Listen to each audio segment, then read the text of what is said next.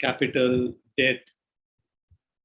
So can anyone please give me some idea about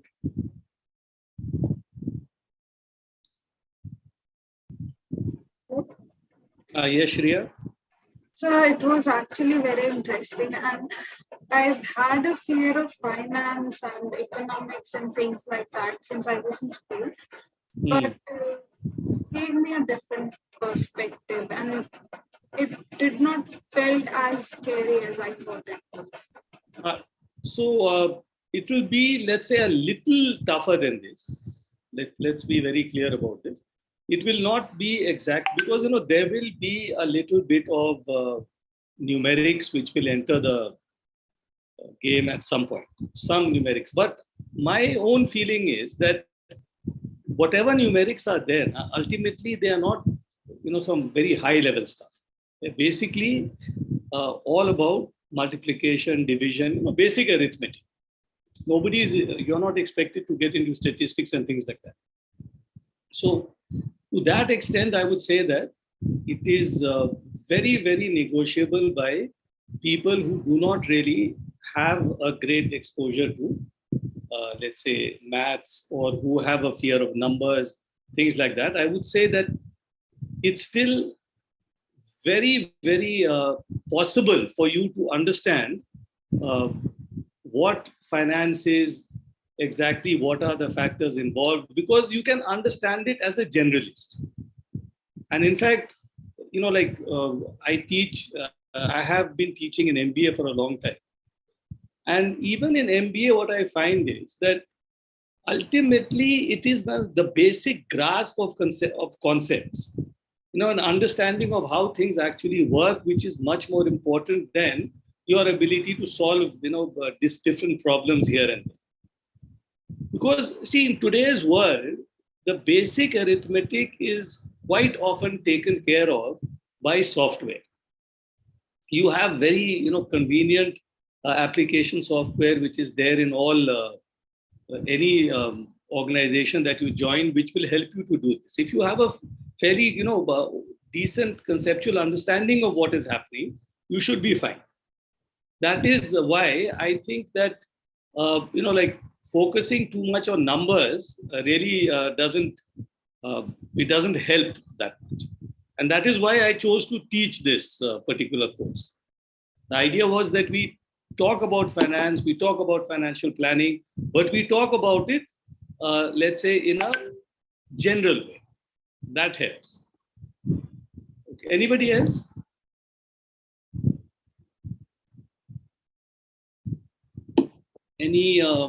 Any thoughts about last time's class? Should I very short, briefly revise what I had done last time? Will that be helpful, and then continue? Any suggestions there from anyone?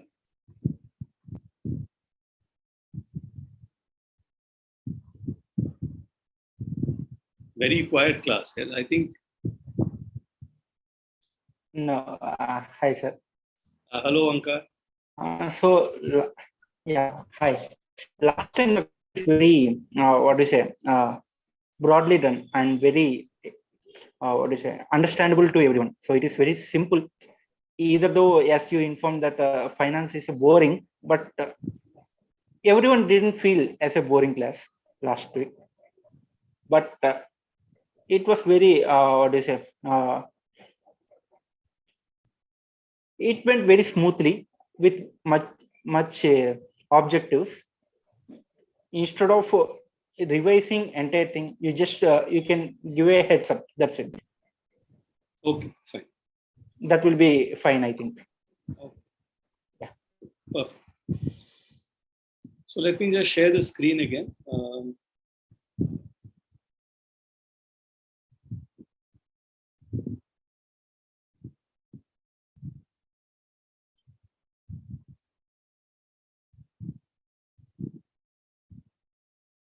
So one thing now, which I just want you people to remember, is the definition.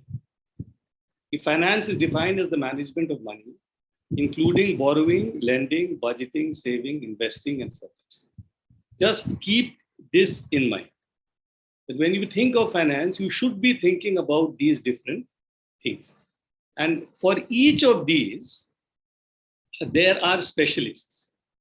So except for the borrowing part, so borrowing, of course, is somebody who is seeking a financial service. Everything else here, lending, budgeting, investing, forecasting, all these are very specialized. And a lot of software has also been developed to do these things. And there are different, let's say, professionals who, in their own ways, specialize in some aspect of this. So nobody really does everything, but you specialize. For example, at the very basic level, lending would be something which is important for bankers, important for microfinance professionals, and important for NBFCs, non-banking financial intermediaries. For them, lending is a big thing. Let's say budgeting and saving would be very important for a financial plan. Similarly, investing. Investing, once again, you have another class of bankers known as merchant bankers, who basically look after very rich clients and who also are, let's say, into the game of raising capital, raising funds for big companies. So they are also into this investing. And forecasting, of course, is important for anyone in the business. It is important for an entrepreneur who is, let's say, wanting to set up a business. It is important for someone who is setting up an investing program, anything at all, because there has to be an outlook about the future. You have to have some view. Is this economy going to do well? Is this economy going to do badly? And then accordingly, you will take your call on how to advise people. We had done this. Remember, one takeaway from this part, which I want you people to remember, is the difference between capital assets here and recurring expenses. Just remember this. This is something which will always be coming up whenever we discuss anything like this. So one-time investment versus recurring expenses for things which, for services which you receive on a monthly basis. Apart from this, I showed you this concept of a capital structure. I think this is what we had spent some time on, understanding how a business is actually funded. Is it funded entirely by the promoter? Is it funded partly by the promoter, partly by other people who buy equity? Or is it funded by the equity shareholders, including the promoter, and some lenders, people who give money to the company? So depending on that, you have different capital structures. This is something which we had done. And then we spoke about how the profits can be divided. Now, how the profits can be divided between two needs. One is to give a dividend to those people who have invested in your company. And number two, to retain some of that profit within the company so that you can invest it for the growth of the company. In this context, when we say retain within the company and pay out to the shareholder, can any of you tell me, from a promoter's point of view, the person who actually set up the company, which of these two in the short run is the best, is something which will bring him immediate gain? Would he want to retain profits within the company, or would he want to go for giving a payout to shareholders?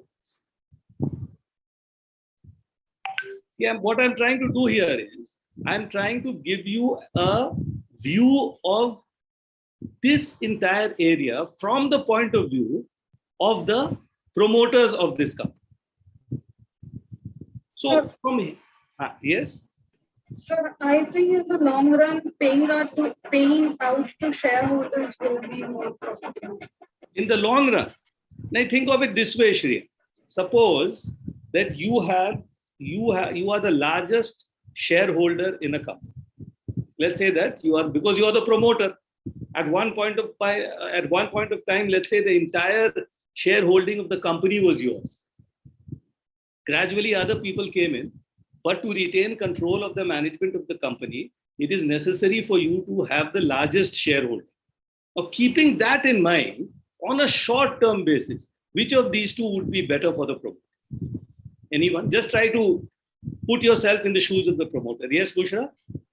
Sir, I think payout to shareholders. Okay, that's According to me, it could be the answer. why? Why? You're right. You're correct. Now tell me why.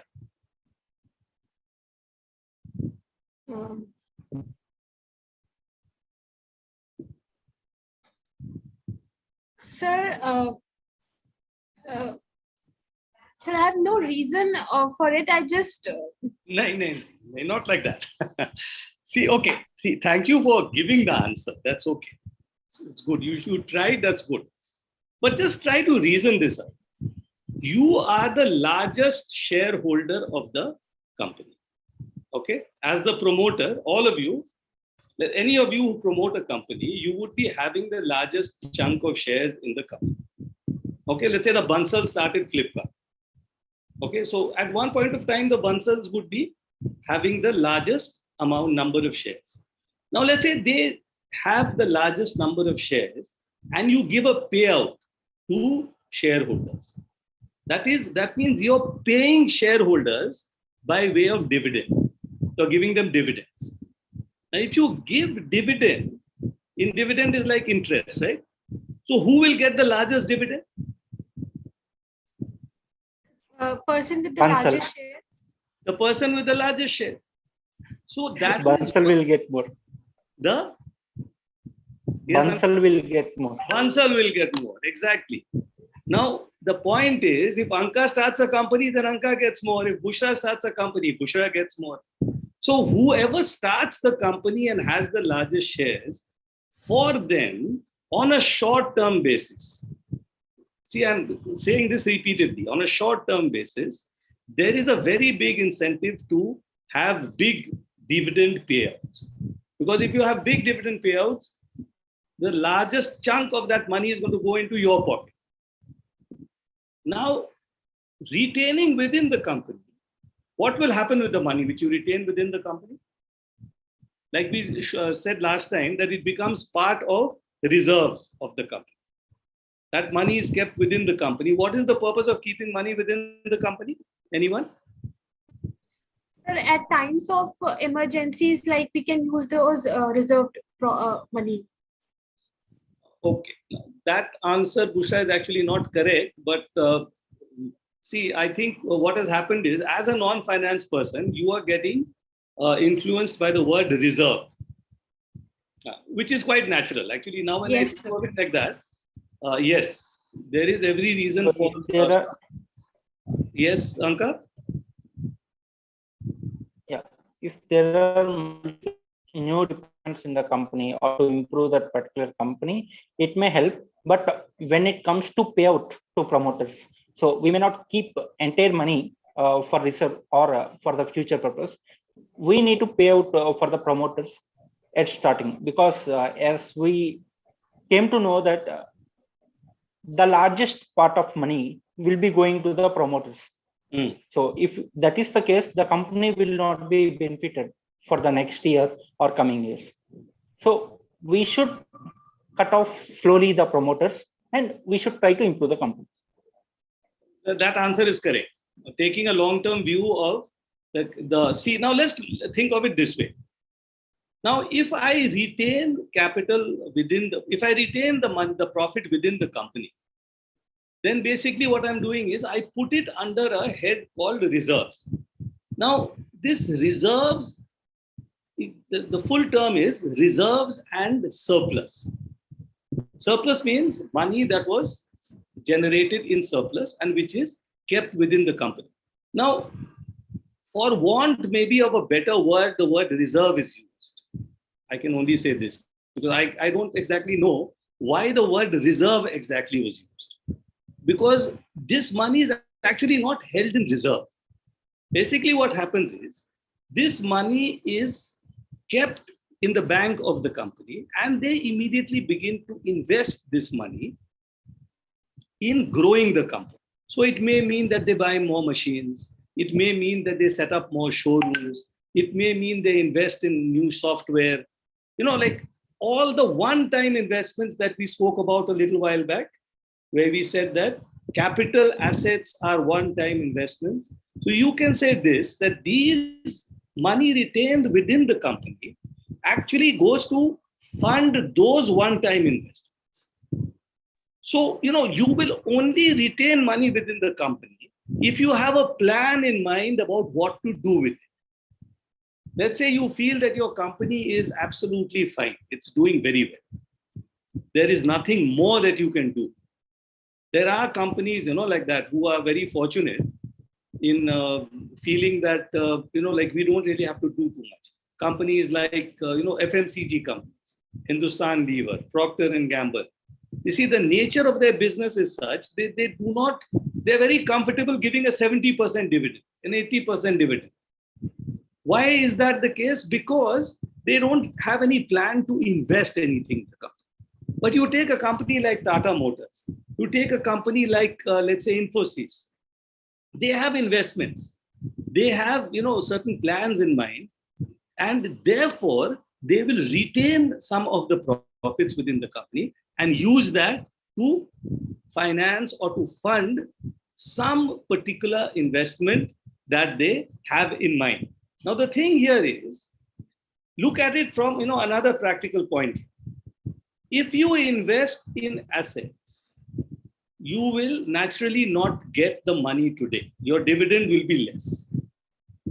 Obviously, I could have given myself suppose I was the promoter and I gave myself 100% dividend. I would gain in the short term. I'd gain a lot of money immediately. Now, if I am, let's say, a promoter and I am thinking seriously long term, then what I'm going to do is I'll say that, look, let us forego the dividend totally. Let's take this entire money. Let's put this into the company, back into the company. Let's grow the company. Let's grow the asset base. We have a bigger base of assets. We produce more goods or we produce more services. In the process, what happens is our sales increase, our customers increase. I have more money to fund advertising campaigns, to pamper my distributors. So since I have more money and I use it effectively, what happens is that I am able to actually generate a lot of profit in the years to come. Profit which is going to be much, much, much higher than the dividend which I would have got today. And once I reach that level of comfort, then I'm happy taking a dividend. So all those companies, which give you a very good return, that let's say you, as a promoter, you invested 100 crores, and let's say you're getting something like 30 crores per year back. You want a off-the-cuff example of a company like that? You take a company like Relaxo. Relaxo chappals? All of you? Yes, Anybody? Yes, sir. Is there anyone who hasn't heard of Relaxo chappals? Relaxo, it has that brand Spark. There are other little segments of it. Some for sports shoes, some for bathroom slippers, some for other formal shoes. The point is, they are selling something which has a tremendously huge market. And their promoters are very clear that we will keep putting money back into the company. Every 2-3 years, they set up a new factory. They have the highest sales in footwear. It's not Nike or Reebok which has it. These guys have it. And what is the sort of return they give you? They give you something like a 25 to 30% return on capital. If you invested 100 crores, you're getting back 20-30 crores per year. Why are they able to do this? Because of the blue thing. They are able to retain a part of their profit within the company. As against, it's not that they will not give themselves dividends. Bushra, you have a point? Yes, so there was a bit confusion regarding this reserved money. Go ahead again. Sir, as you said that a company uses these reserves in investing inside the company only, but then you also said that a company like Hindustan Unilever or PNG, they do not have to invest these reserves into the like in themselves, and then they keep those reserves. So my question was, what actually do they do with those reserves? They distribute it as dividends.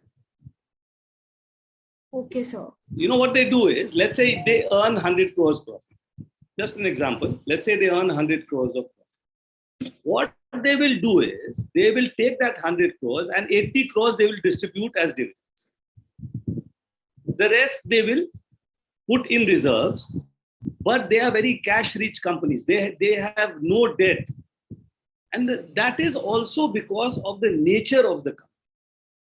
So that's another point you have to look at. See, these are companies which are based on trading. They buy from a manufacturer, they stock their showrooms or their retail outlets, and they sell. Now, since they are so good at this, and since their products are able to reach entire even the villages, they actually they don't need to, and they sort of outsource a lot of the manufacturing. So instead of investing on their own, what they will do is they will get a company to make the toothpaste for them. Let's say toothpaste is one big chunk, and they will basically give that fellow a commission. So they save themselves the the trouble of actually investing in and setting up their own factories and things like that. You look at any of these, most of these products which they sell, you'll find it in the back, in the fine print, where exactly it's made and who makes it and things like that. So that is another business model, where instead of trying to invest in your own company, what you do is you outsource it to different companies. You just put your brand there. And since your brand is, has such great value, that you're able to get away with a profit margin of maybe 50-60%. I can actually give you the figures for these. It is fantastic. The amount of they actually manage to get back per year the amount of capital that they have invested. It's that high. Why do you think Ramdev Baba got into the business? You see, FMCG has in India been a traditionally very, what shall I say, a high profiting. But it works on brand value. So somebody with brand value can do that. Now, Relaxo doesn't work that way. Relaxo needs to basically sell things at a cheap price and keep expanding its market. So it's a different business model. For those guys, they will have to keep investing. They'll have to keep investing within their own company. Okay, that's one point. Now think of it in another way. If you want to expand your company, one source of capital is the profits that you actually earn. That's one source. The other source would be to borrow.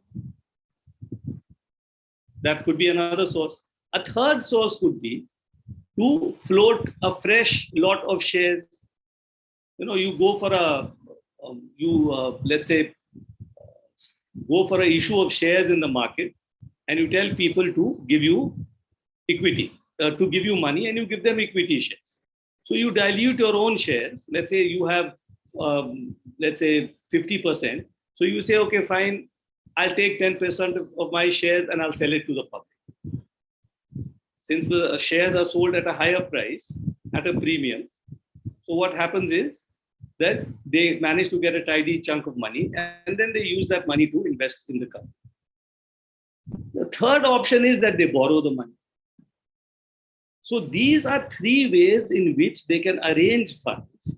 And what these funds that they arrange, these funds can be used to build up the company further, to expand the company further, to grow its asset base, and to make it that much more productive, that much more efficient in the years to come. Now, which of these is the cheapest? Obviously, it is the profit which you get. where it is earned by you itself, so you don't have to pay anyone for it. Therefore, that is the cheapest source of capital. Did everyone get this point? The profit that you earn, if you retain that within the company and use that to expand the company, to buy assets, to do things which will increase the revenue generating capacity of the company. If you do that, then that is the cheapest source of capital that is available to you. Because anything else that you do will incur a cost. There will always be a cost. So retaining within the company, that's why, is very, very important. I hope I have managed to make this point clear. Yes, sir. We will avoid all this. We don't need this. Then I showed you this particular, this calculating cost. And where I said that companies have the option of having having different capital structures.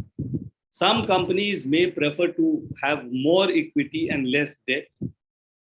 And there could be other companies which prefer to have more debt and less equity. So a lot, of course, depends on the promoters themselves, and the amount of equity they're able to generate.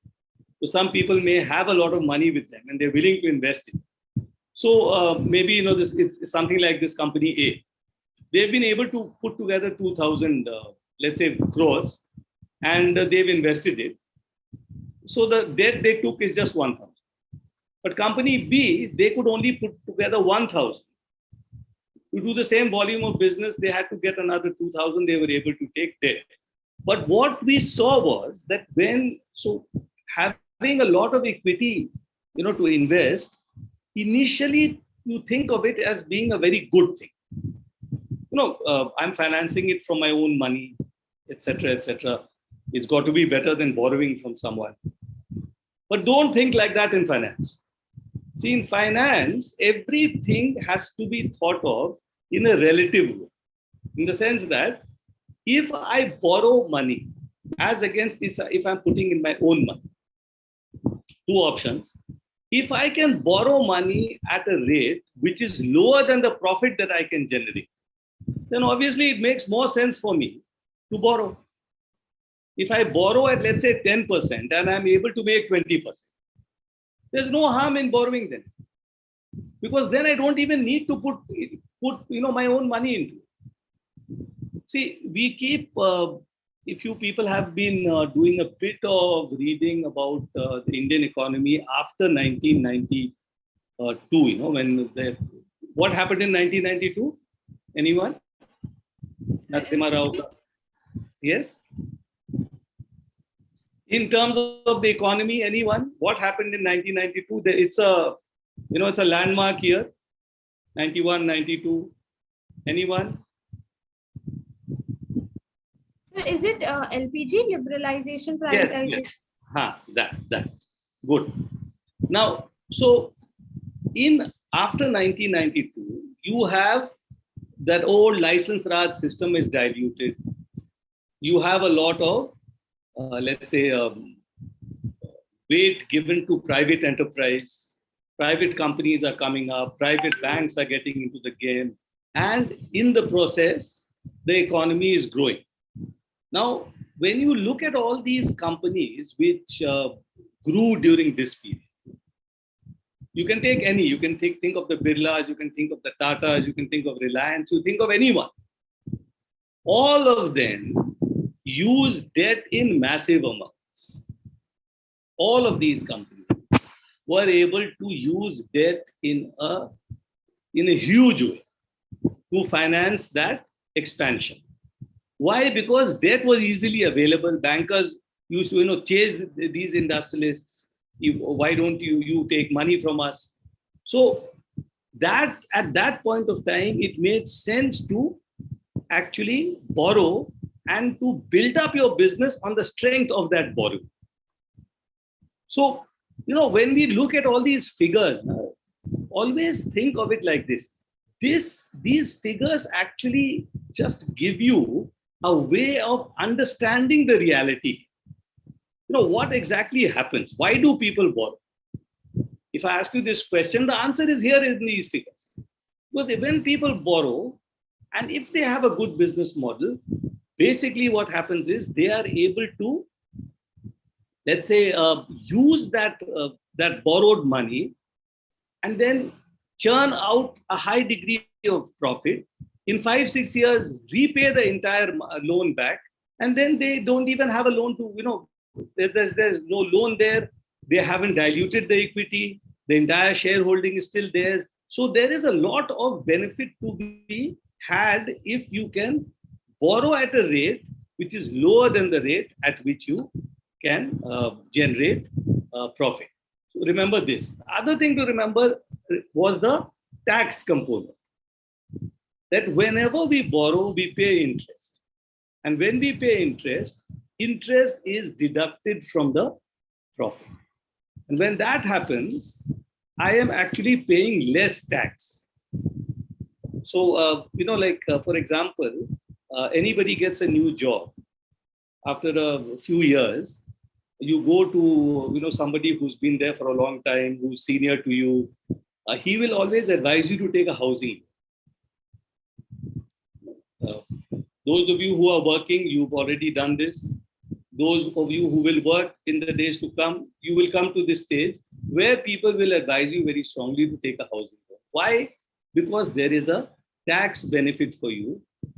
The installments that you pay, the interest that is charged on the loan, you're able to get a tax relief on it. So they encourage you to borrow because it has a tax benefit, apart from the fact that it allows you to buy the house.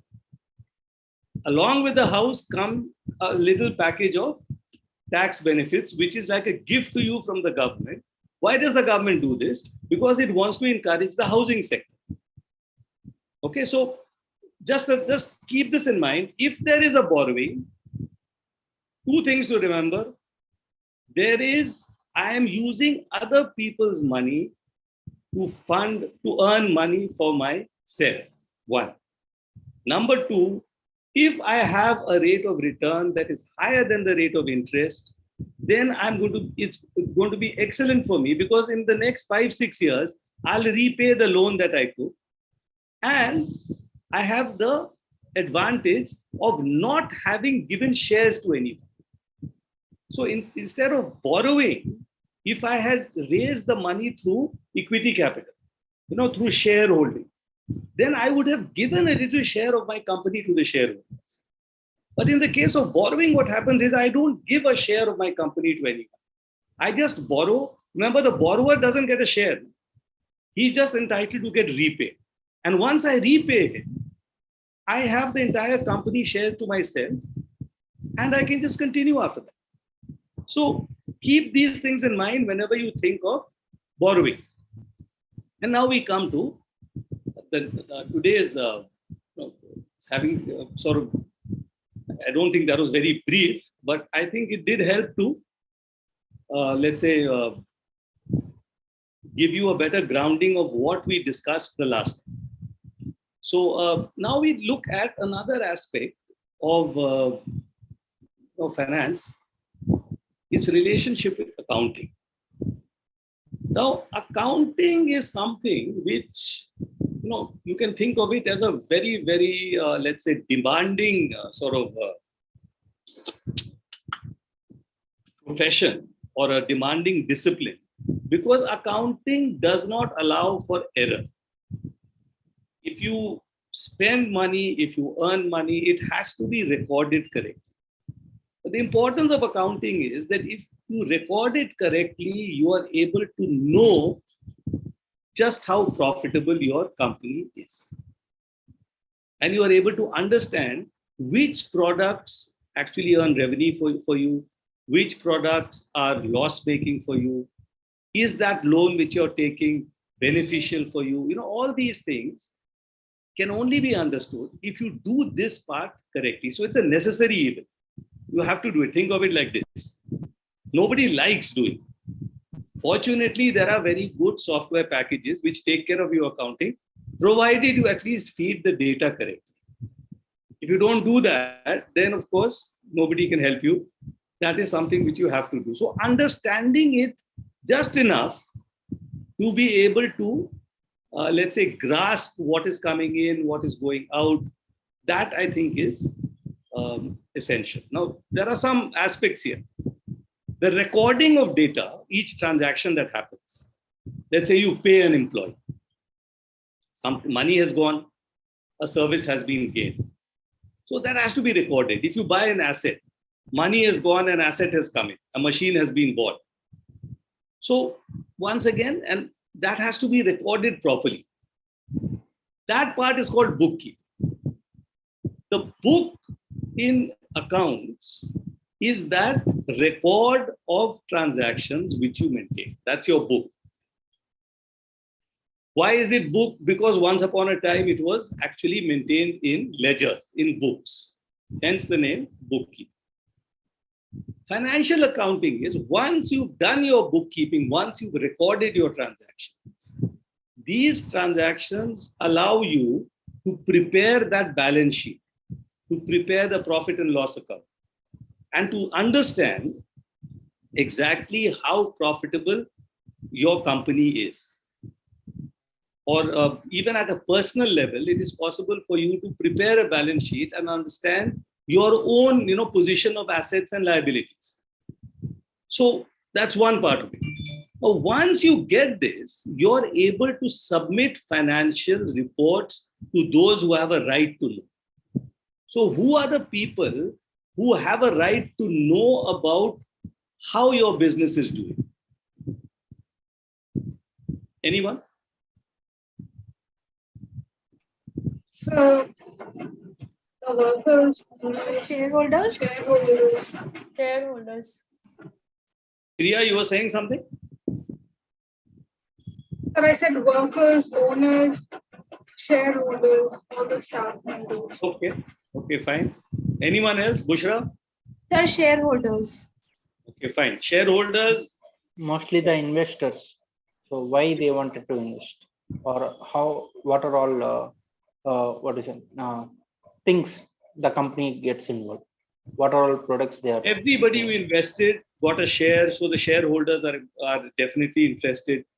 The employees, yes, they are interested because they want to know whether the company they work for is actually profitable or not. Because after all, their salaries depend. So that's one. Apart from these persons, who are the other guys who would want to know about the welfare of your company or exactly how well your company is? Suppose it's a public company. It's listed on a stock exchange. Its shares are bought and sold on the stock exchange. Who would want to know? Sir, the government, I guess.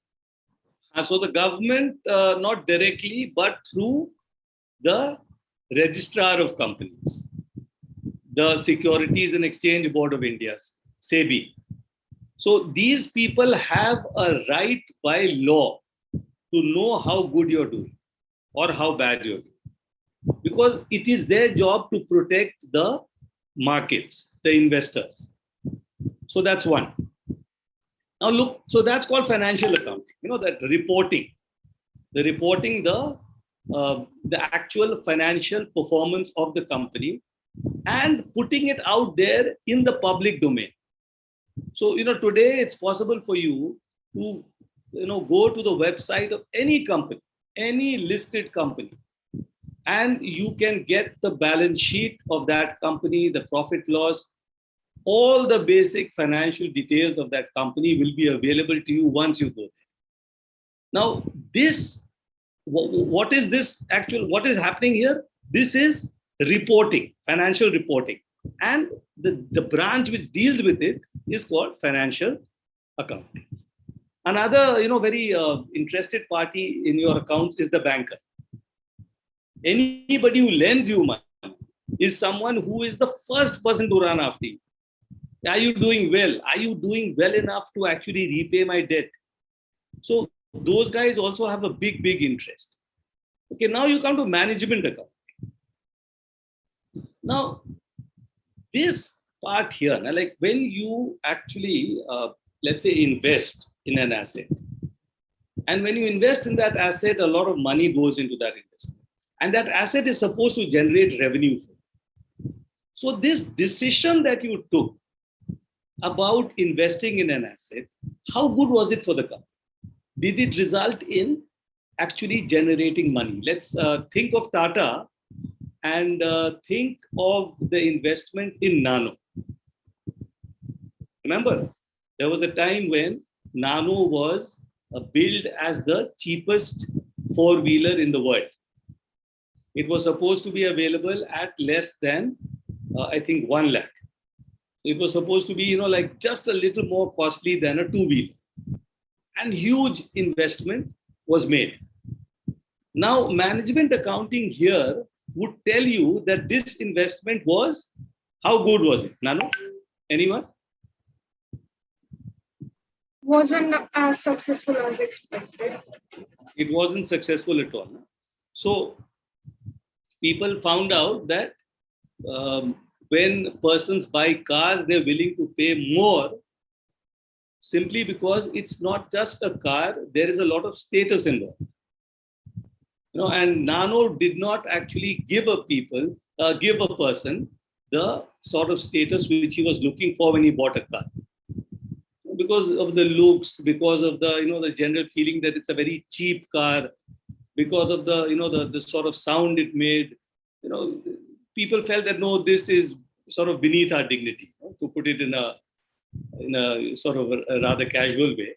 The result was it didn't sell well.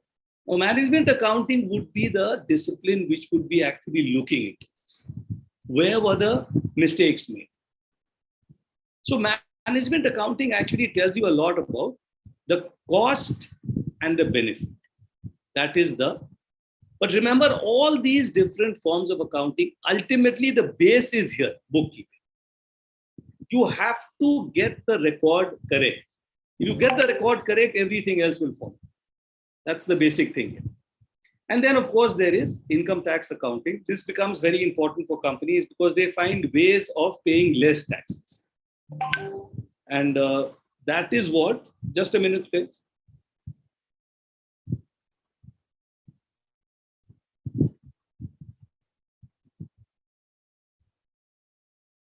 So, income tax accounting, even though it looks very specialized, that is very important for anybody in the business of, like generating profit, anybody in business, let's put it like this. And this part here is generally taken care of by chartered accountants or income tax professionals. So you have accounting firms which specialize in tax. For example, you've heard of Ernst & Young, a big accounting firm. You've heard of Price Waterhouse Cooper, another big accounting firm.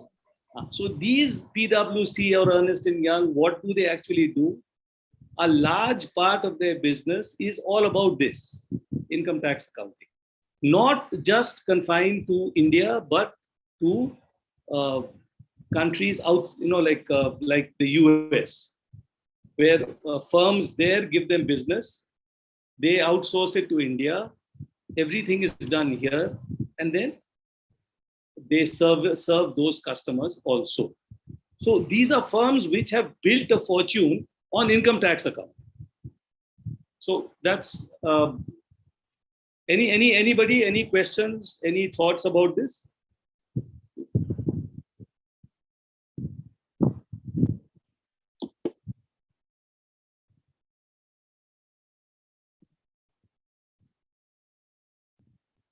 Everybody comfortable then? Yeah, yes, sir. Okay. Okay, then, since we spoke about bookkeeping and we spoke about accounting, which are the three main financial statements that you will actually learn about? You learn about it in this course also. If you opt for finance, you will learn about it. If you go for a BCom degree, you learn about it. If you become a chartered accountant, wherever you go, these three statements are going to be the basis of understanding the performance of a company. The balance sheet, the income statement or profit and loss statement, it's the same thing, different names, and the cash flow statement. So what we'll do is, without getting into too much of a detail, we just try to understand what these different statements are. Okay, so let's take, first of all, here is something which you'll find interesting. Believe it or not, expenditure and expense are not the same. There is a difference here. If somebody wants to answer, you're welcome, but I don't really expect you to have thought about this. Anybody ever thought of expenditure and expense being two different things? If you even thought about it, I'll give you marks for that. Yeah, I was thought about it. Expense is nothing but you are buying irregular things which you don't need or anything. So whatever the assets. So expenditure, you are looking for a future and you are doing the expenditure. So expenses are daily activities or regular activities, whatever you are doing, going with your friends and spending some money. That is nothing but expenses. But expenditure comes when you are looking about your future and you are doing some expenditure. I'm really impressed. I'm very impressed. You've actually thought about this, which is great. Anybody else here who ever thought of these two?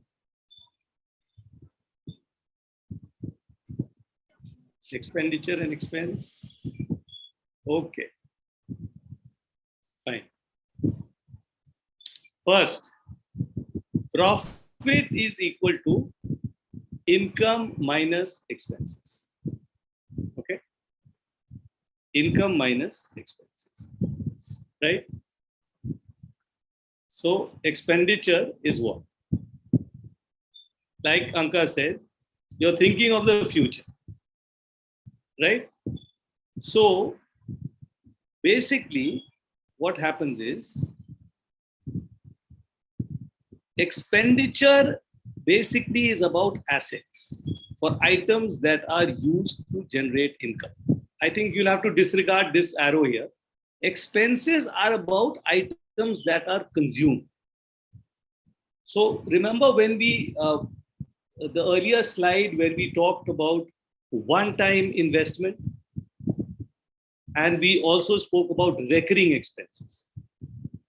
And in recurring expenses, we said that the salaries that we pay our staff, the raw material that we use in our factory, the different spare parts, the fuel, the electricity, everything that we use on a recurring basis, those are consumable.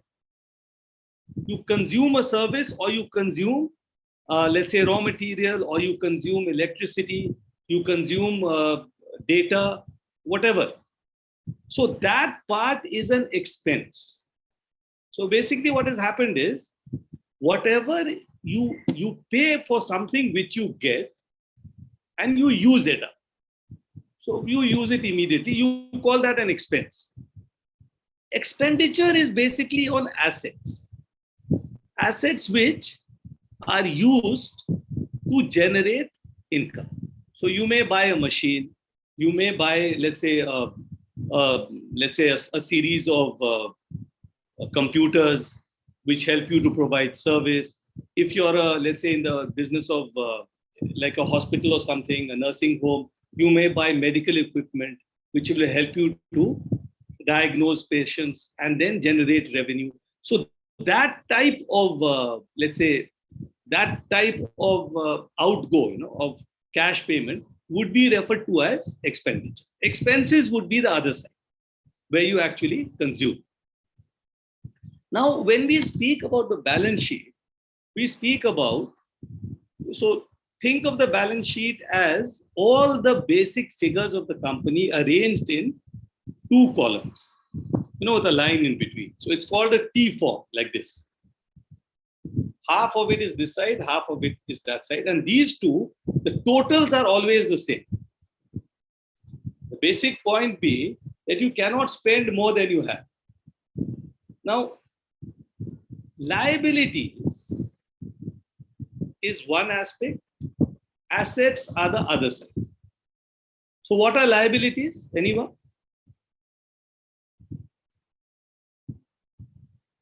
Sir, it's an opposite of asset. that Like, is I'm able to frame. No, sir.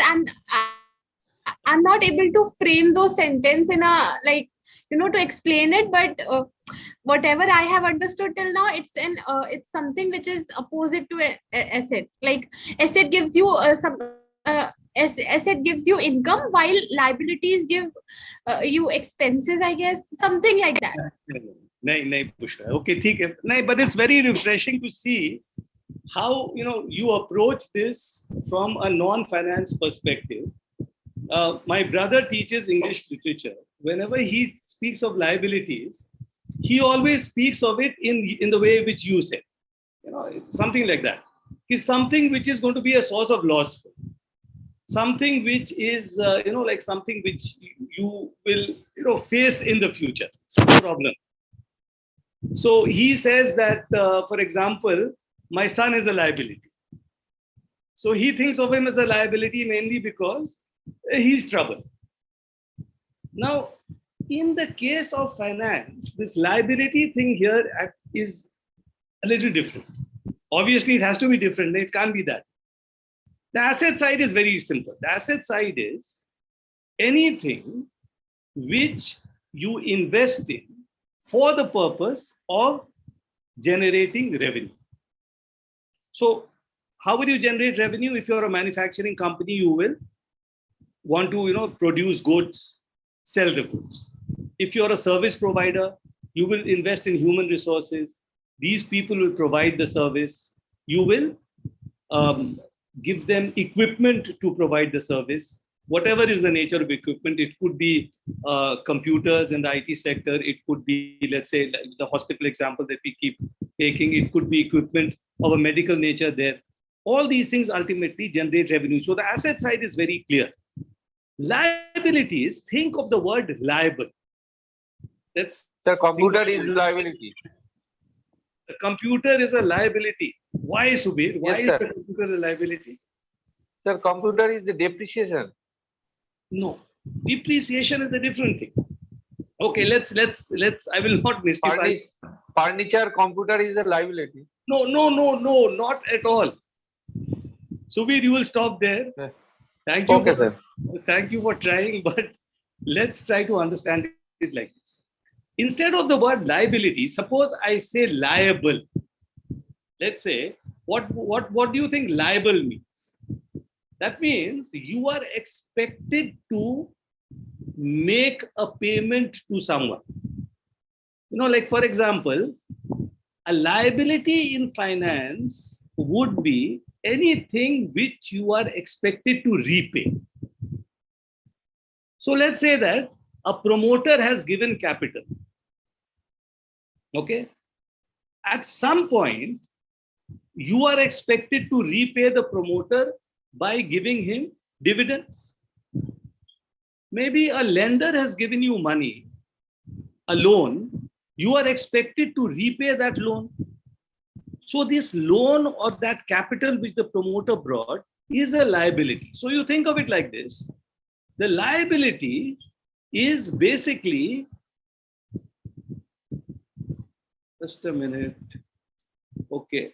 The liability is a source of fund. Any source of fund which is available to you is a liability. Why is it a liability? Because it has to be repaid. Remember when we thought that liability, for example, when Bushra mentioned liability, she felt that it was something which is the opposite of asset, because if the asset gives me profit, then the liability should be giving me loss. Only mistake she's made is the asset gives profit. The liability simply means that there is an obligation on your part to repay someone. So for example, Subir, when you say that the computer is a liability, no, the computer is helping you in the process of doing business. So I understand you are in the business in the medical side. Now there, the computer is essential for maintaining records. It's part of the assets that you have for actually delivering the service which you promise the patients. So just like the medical equipment is an asset, the computer is also an asset. The furniture that you have, the beds in the hospital, all those are part of the assets. These are all assets because it is through these that you ultimately provide the service that you are expected to provide your customers. So the asset side, I think, is very, you understand, Subir, have I made my point? Yes, sir. Sir, loan is liability. Sir, wrongly हम बोल दिए. Loan is liability. Loan repay करना पड़ता है, इसलिए loan liability. Loan liability. So anything which, और एक और liability है, तो promoter पैसा लगाया, वो भी liability. हाँ sir. Capital. Suppose the company is wound up tomorrow, you wind it up, उसका assets बेच दो. At that point of time, the promoter will take back his money because the company has to repay everyone from whom it took money. So from the company's point of view, the promoter is also a separate person. Remember, in law, a company is a separate legal entity. And in finance, the company is let's say, forget about law, let's take a partnership firm where I'm preparing this balance sheet. Even there, the partnership firm is a separate accounting entity. It is separate from the partners. So if the partners have given money, that money at some point of time has to be repaid to them. Therefore, it is a liability. So one very simple way of understanding a liability is a source of money, a source of fund. Now, the fund can be borrowed or the fund can be invested by a promoter or by other shareholders. The assets are the application of funds. Think of the asset as the application of funds, the funds that I got from different people. What did I do with these funds? How did I use them? So the use of funds or the application of funds, that is asset. So every single thing that I bought, each of those things helped me to provide the service or the goods that is the main reason for my business. And therefore, those are assets because they generate revenue. But the assets will not exist without the liabilities. If I don't have a source of funds, if I don't have the capacity to finance my assets, then I will not have assets. Therefore, the liabilities are necessary for the assets to actually be there. So when we look at the balance sheet, all that we are looking at is where did we get the money from? Number one. And what did we do with this money? And in a very broad way, this is what you're doing in a balance sheet. Where did we get the money from and what did we do with this money? Only two things I get. In the profit and loss account, we are looking at something else. Now we are not looking at the assets. What we are looking at is from these assets, what was the revenue that was generated? What was the income that was earned? Where did this income come from?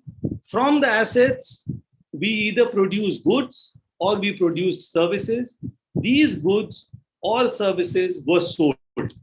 And when they were sold, the customers paid money.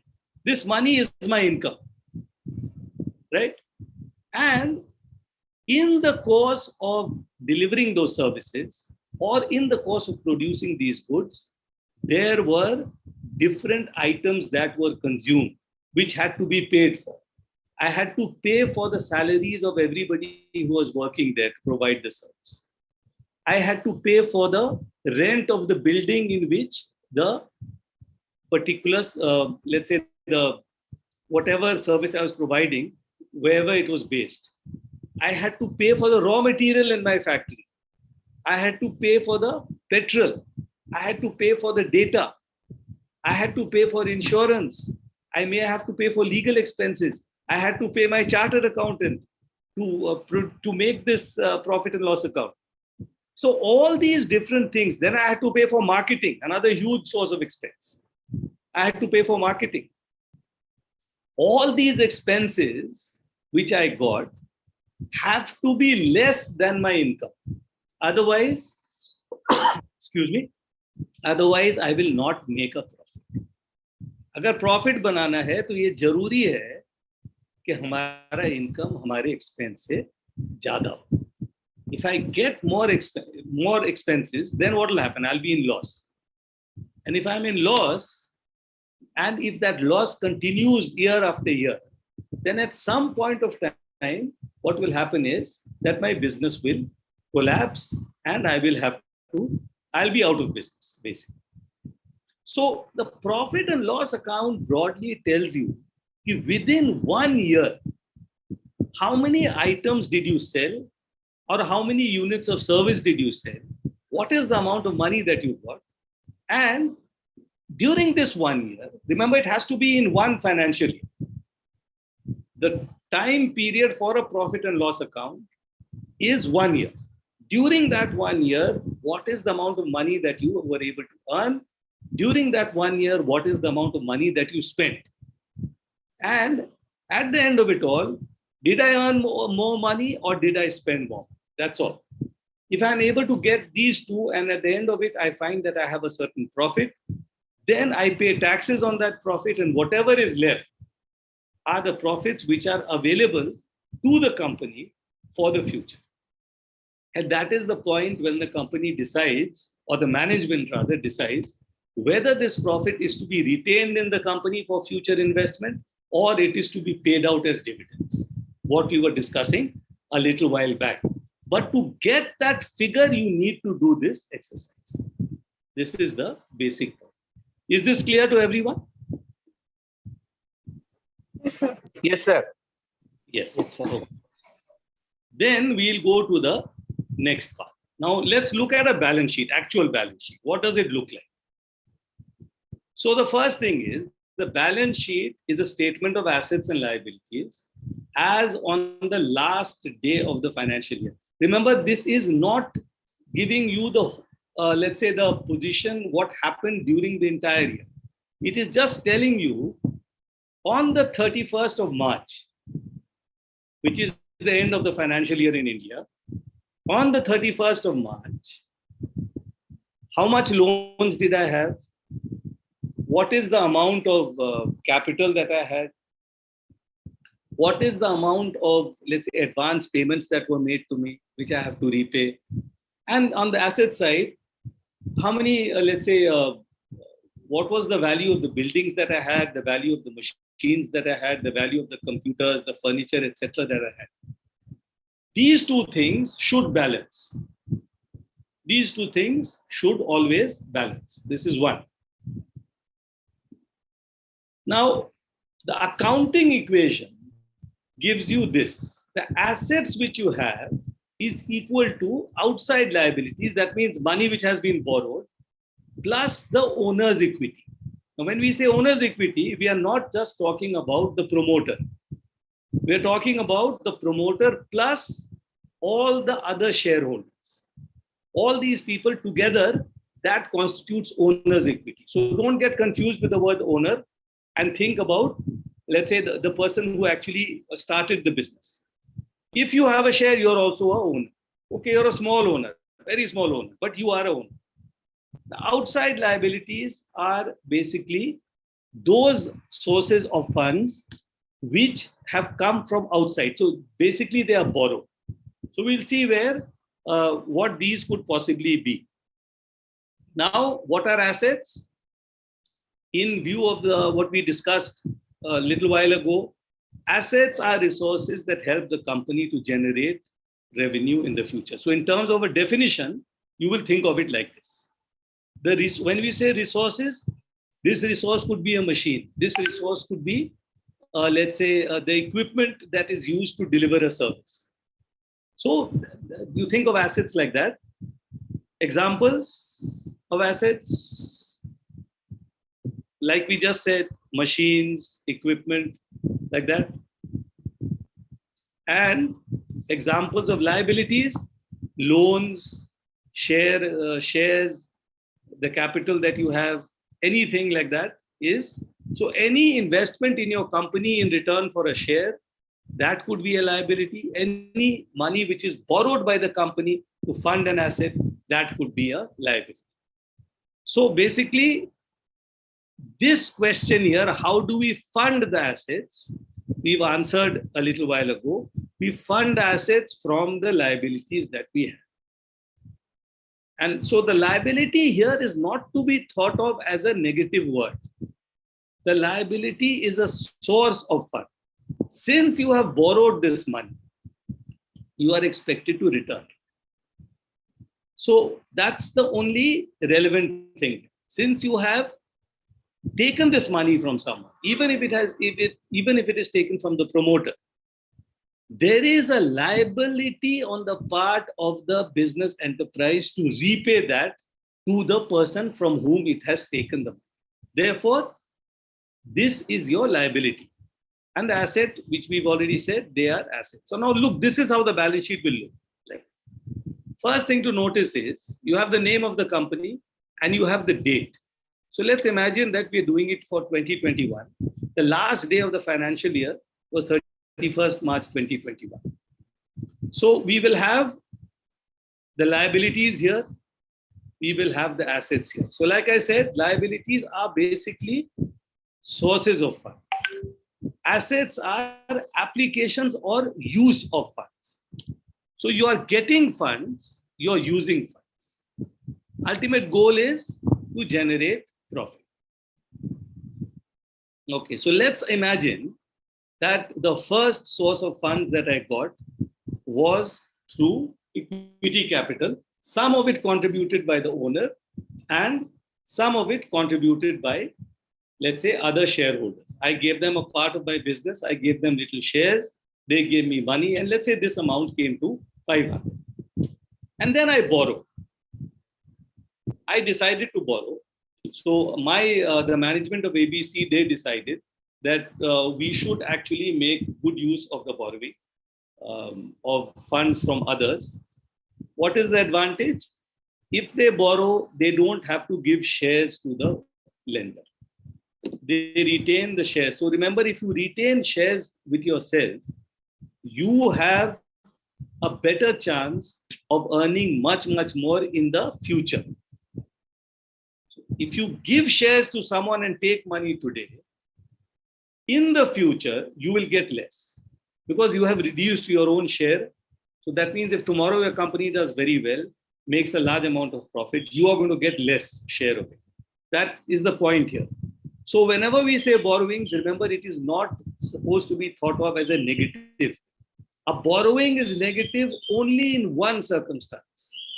When your own earnings drop and you are unable to repay. If that happens, then of course, the borrowing concept is failing for you.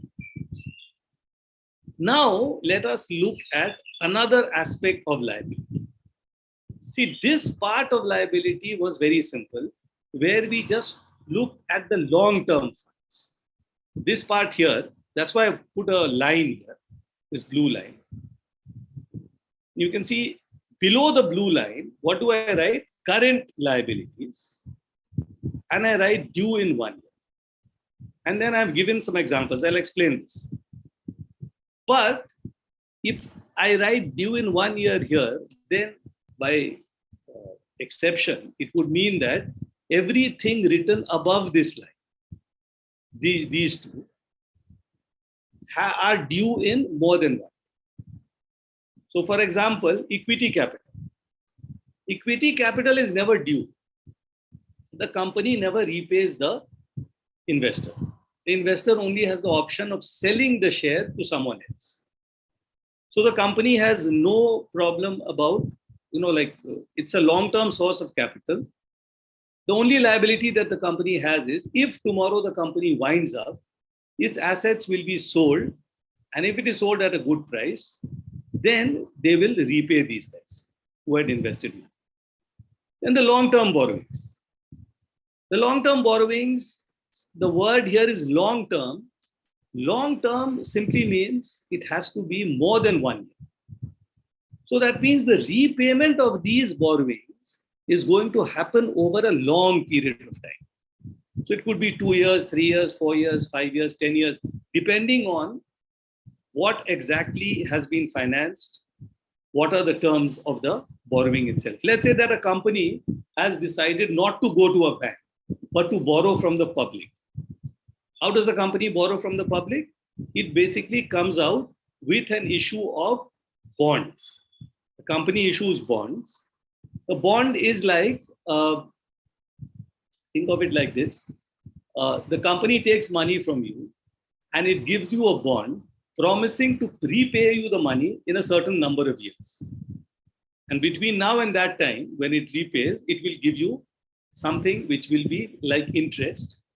In the case, and the rate at which they will pay you this interest is called the coupon. The rate of interest in the case of a bond is referred to as a coupon, COUPON.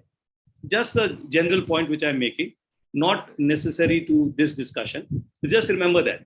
So the bond may be repayable in 5 years, it may be repayable in 7 years. What the company is saying is, buy a bond from me today, we will repay you in 7 years, and for the next 7 years, we'll pay you interest. What is the rate of interest? We will pay you, let's say, 10% interest. So this is a long-term borrowing. Everybody who buys bonds will be a creditor of the company. So one point. Now look at this part, current liabilities. Remember we talked about recurring expenses, all those expenses for consumables. Sir, on smaller, sorry to distribute. No, tell me. You are saying the creditor. So the creditor is also comes under a borrower, right? Or the company, whoever gives the money to company, he is a lender. The money to the company is a lender. Yeah. The lender is a creditor. Yeah, creditor. So it will comes under the borrowing, but it comes under a longer term borrowing, long-term borrowing. Yes, yes. Okay. So suppose the company takes a loan from a bank. Okay. It will come here in long-term borrowing. Okay. But the loan from a bank should be taken for a long period. It should not be a short-term 1-year loan, like this cash credit here, which I have written. So for suppose the lender gives a money around 10 lakhs to the company, approximately around 5 years. After 5 years, the company should return with the interest of 10%. Okay. So within that particular 5 years, the company's shares were increased around 12 to 15% or 20%. So the company remains their profit, and whatever the money, around 10% of the interest, they will give to the borrower. Correct. Not the borrower, the lender. Yeah, lender. Okay. Correct. Yeah, okay. That is the advantage. Now, what you are saying is that the company is making a profit is higher than the rate of interest. Right. So that is the main, let's say, logic behind borrowing money. So when you borrow money at a lower rate of interest and you are able to generate a higher rate of interest, you are able to retain the shares within your own control, and within a short period of time repay.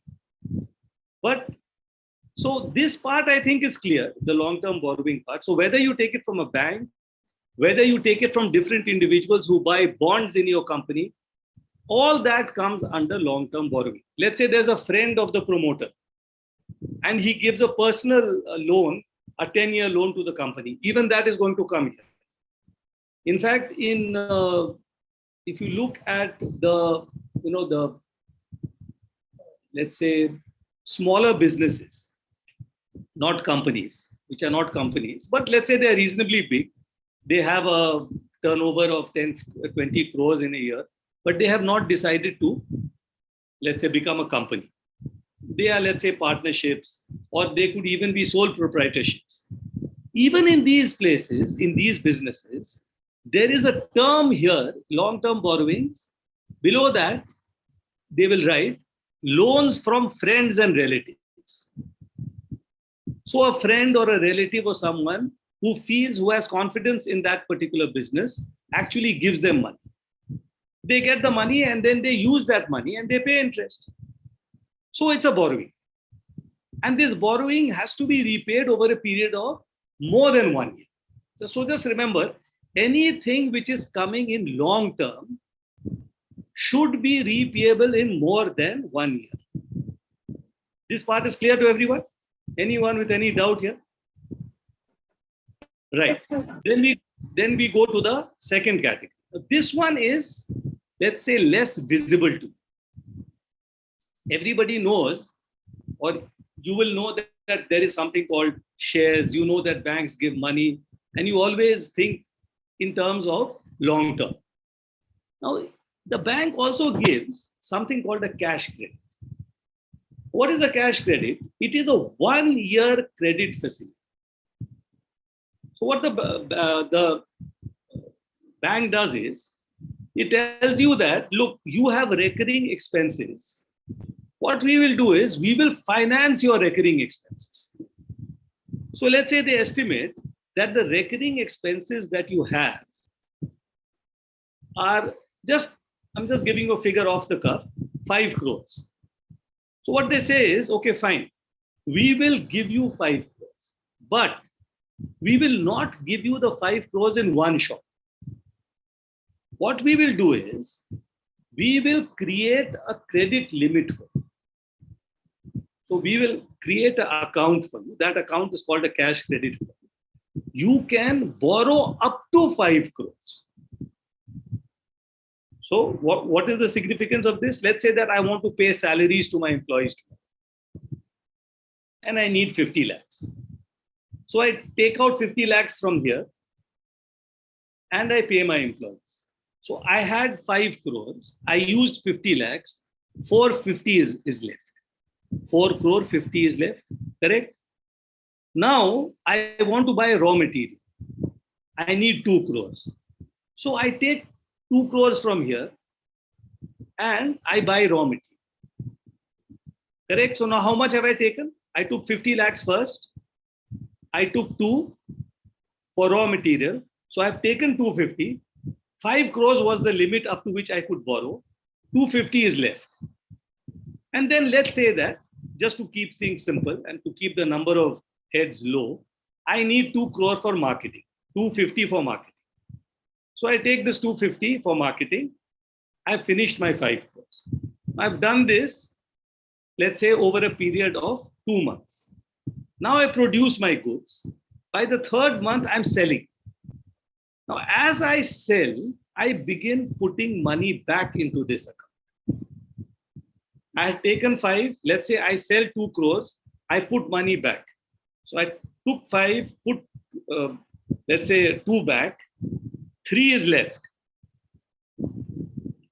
I suddenly need 1. I can again use, since I repaid 2, I can take at least up to 2 I can take again. So basically what is happening is the money keeps revolving. I take money, I earn money, I repay money, I keep depositing money, again I take money. So because remember we said this sort of cash credit is for financing a recurring expense. So next month comes, again I need to pay salary. So again I borrow from there. But the sales that I make, I keep depositing in the account. Now, why is this a liability? Because it is a source of fund. I am using money. Somebody is giving me money. Why is it a current liability? Because it has to be repaid immediately. Immediately means within a year. In fact, 1 year is the outer limit. The bank expects you to repay as soon as you make your sales. So it's not saying that repay me 5 crores immediately in one go. What it is saying is that every batch of sales that you make, you may sell only 10 lakhs. Keep depositing that money in the account.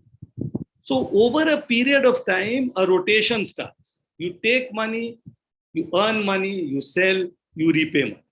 Again, you take money, again you sell, you get revenue, again you repay. So a rotation is there. Since this is all happening within 1 year, therefore it is referred to as a current liability. Are you getting this point? Everyone? Yeah, yes, sir. Anybody else? Yes, sir. Yes. Okay. So what we've learned here is that the bank gives a rotating credit facility to businesses. And let me tell you, it is one of the most useful facilities which is available for financing recurring expenses for a business. Because if it, all that the bank is saying is, pay me the interest on this money, keep depositing your sales here. If you deposit all your sales here, we will renew this for the next year. Let's say they gave it to you for 1 year, the year 2021. 2021, you deposit all your sales, you use this particular limit effectively. After that 1 year is over, what the bank will do is, it will again renew this. And you can again continue it for 1 year. So the advantage for you is that you will never have to finance your recurring expenses from your own sources. You can rely entirely on the bank. One part. Now, other part here is accounts or bills payable. What does payable mean? Anyone? Something that has to be paid. Something which has to be paid. So Raw materials. okay, so if I buy anything on credit and a bill, so if I buy, let's say, let's think of it like this. I need, let's say, some particular raw material, let's say plastic sheets to make plastic goods. So I buy plastic sheets. I buy them on credit. That means the seller of the plastic sheets is telling me that you repay this in 1 month, 2 months, 3 months, depending on whatever the terms are between the two of us. Why is the seller of plastic sheets willing to give me this credit? Because if he doesn't do that, I may not buy from him. I may look for another seller of plastic sheets who is willing to give me that credit. The business will go. Huh? The business will go. The business will go. So to increase his sales, the plastic sheet guy will say that, okay, you can pay me after 2 months. And if you're really good, if you're a really big buyer, you will say, no, I will not pay in 2 months, I will pay in 3 months. So all the big guys, all the big companies, they are able to arm twist their suppliers and extend this credit period for months together. And the fun of it is, they will take the plastic sheets, ask for a credit period of 2 months. In those 2 months, they will convert these plastic sheets into plastic goods, sell the goods, get the money from the customers, and then repay this poor fellow who gave the plastic sheets. What has happened here? They have managed to get this entire credit or these funds free. The only difference is they did not get money, they got raw material. But it is also a source of fund. You see this? It is a source of fund because if I had given you funds, you would have bought the plastic sheets. So instead of giving you funds to buy the plastic sheets, I gave you the plastic sheet itself. So by giving you the raw material, this particular supplier is also a source for you, a source of funds for you. Since you have to repay him, and the repayment has to take place in 3 months or 2 months, which is less than a year, therefore, this is also a liability and a current liability. Is the logic clear? Now, no matter how odd this may sound to you, in every business, in every trade, there is a certain amount of credit which is always available to a reliable company. Anybody in business who buys from the market is able to get some credit. So the credit may be 10 days, it may be 3 months, whatever. but it will be available. So one source of funds which is available on a short-term basis is the market itself, the supplier. Now, why did I write taxes payable as a liability?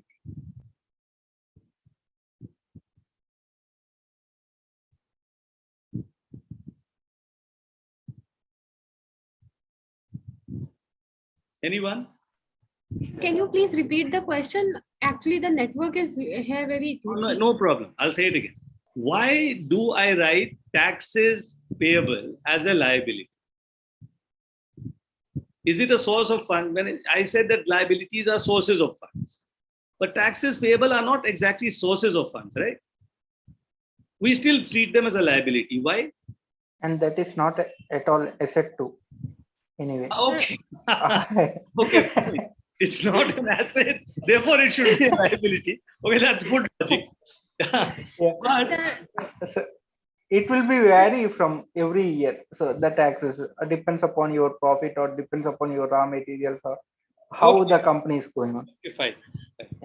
Sir, according to me, taxes payable is a liability because we'll have to pay that particular amount from our profit itself, from our surplus itself. Exactly. So, it has to be paid. No?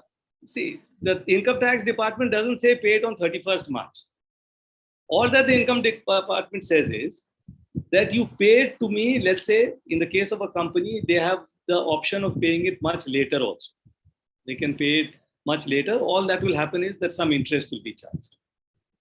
But the fact remains that the company will have to calculate what is the amount of tax that they have to pay. Because without making that calculation, they will not be able to arrive at the actual profit figure. Suppose they arrive at a profit figure without taking into account the tax that they have to pay. It's of no use. So this amount, since it is payable, since it has to be paid, and this column here is dealing with everything that has to be paid in the future, we treat it as a liability.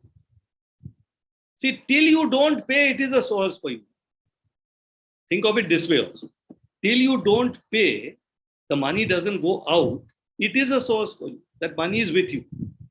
Even though you don't have a right to it in the long run, because you have to pay it, but still, it is a source for you. Okay. Here are some more payables.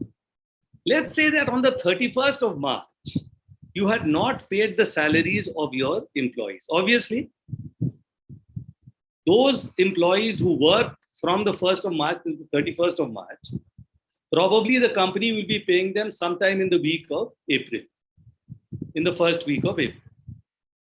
But it is payable today, no? As on the 31st of March, this 50 rupees is payable as salaries to the employees. It has to be paid. The only thing is, it isn't paid today, but it will be paid in the coming week. Therefore, I show it here. Is this point clear? Everyone? So, interest payable. You've taken cash credit, you have to pay interest. Now that interest here, this amount, the bank doesn't say pay it on 31st March. The bank also gives you a little bit of time. So you pay it in the first week. Therefore, I show it as interest payable. That means this amount will be paid. You're in certain premises, you use certain premises. In these premises, you have to pay rent, but you don't pay rent on 31st of March. You'll again be paying this rent sometime in the next week. But today it is a payable. Therefore, this 5 rupees is also a payable. And similarly, dividend. You are expecting to pay a certain amount of dividend. So you've taken that also. Now, all this, these are all liabilities. All these liabilities that you have here, you notice the word payable is common. So it is certain, what are these amounts of money which have to be paid by you sometime in the near future. What is the near future? Technically, it is less than a year. So since you have to pay this in less than a year, therefore, it is a current liability. This is the idea here. Anybody, any questions so far? Liabilities is clear? Yes, sir. Yes, sir. So basically, what have we done here? We have looked at sources of funds and we have looked at payables.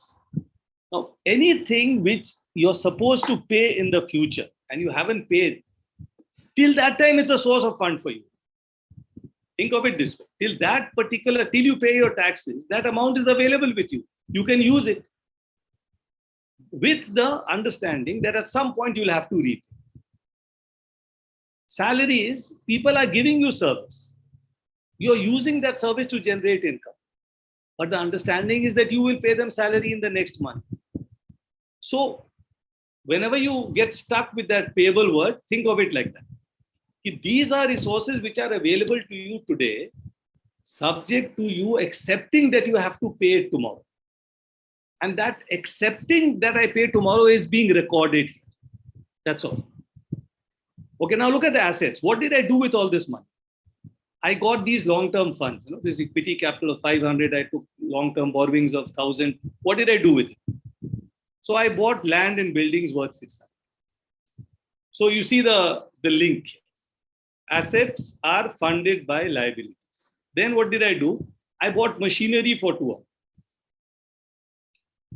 I'm going to take this machinery, put it in my land, in the building that I constructed, and then I'm going to use that machine to produce goods. It's an asset which will ultimately produce goods for me, and these goods will be sold, and that will give me income. I need office equipment and furniture. So Subir's computer, Subir's furniture, what he mentioned, all that is coming here. And then I did one more thing.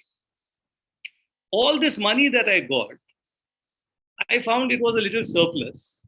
So I took this and I took 90 rupees here and I invested it in another company.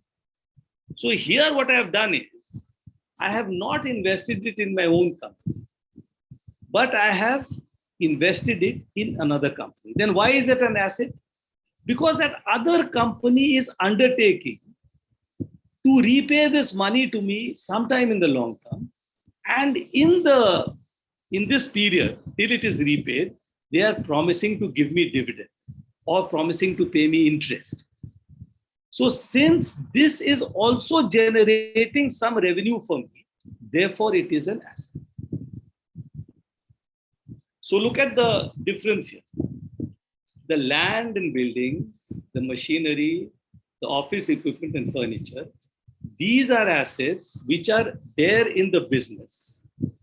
And they are going to generate revenue for the business directly. The investment in other companies is something. I'm taking money from my business, giving it to another business, which is undertaking to give me a return on that. They're going to pay me something for it. And they will also return my money. Therefore, I treat any investment which I make in another company also as an asset. Only difference is, these are physical assets, this is a financial asset. So remember this, when you put money in a bank and they give you a FD, a fixed deposit, or they give you a passbook saying that there is so much money that we have received from you, that is a financial asset for you. The financial asset is basically an asset where the recipient is undertaking to repay the money to you with interest, generally with interest. So it is an asset because it is earning money for you. Okay, now what are the other assets that you'll have? Other assets are current assets, and like current liabilities, these current assets have a life of 1 year. These current assets have a life of 1 year. Why do we say they have a life of 1 year? So look at the current assets here, cash. Cash, 50 rupees is in the bank. When I say cash, remember, in a balance sheet, the word cash will always refer to cash and cash kept at the bank, both. The general word is cash. So anything equivalent to cash is also referred to as cash. And money kept in the bank is a cash equivalent because you can take out that money anytime. Therefore, this is a current asset. Why? This cash is not expected to be retained for more than a year. It's not a long-term thing. You'll be using this cash. You'll be using it to pay salaries. You'll be using it to pay interest. You'll be using it in many ways. Then inventory, the raw material which you bought, the finished goods that you produced. All that is part of something which we call inventory. So all the split inventory is basically what? It's stock of goods. So stock of raw materials, some stock of raw materials, some stock of goods, all that is inventory. So that is a current asset. Why? Because you expect to sell this inventory within 1 year. In fact, you'll be expecting to sell it within months. But the point here is that it is going to be sold within a year. And since it's going to be sold within a year, therefore we refer to it as a current asset. The cash is expected to be used within a year, current asset. Bills receivable. Now, this is the exact opposite of bills payable. What could a bills receivable be? Anyone?